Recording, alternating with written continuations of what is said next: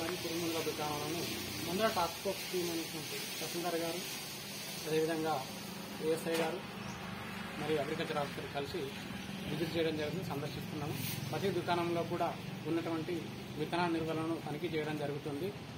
ఈ సందర్భంగా డీలర్లందరికీ కూడా తెలియజేస్తున్నాం. మేమందరం కూడా వాళ్ళని హెచ్చరిస్తున్నాము. డీలర్లందరూ కూడా నాణ్యమైన విత్తనాలను రైతులకు విక్రయించాలా, కంపల్సరీగా విత్తనాలు విక్రయించినప్పుడు కంపల్సరీగా వాళ్లకు రసీదు ఇవ్వాలని చెప్పేసి వాళ్ళకి మేము ఆదేశించడం జరిగింది.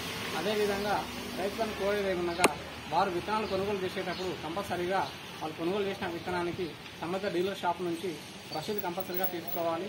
ఆ విత్తనాలు మొలకబోసిన తర్వాత ఖాళీ సంచులను తమ వద్ద పంటకాలం ముగిసే వరకు ఈ బిల్లుతో పాటుగా భద్రపరిచి ఉంచుకోవాలి. మరియు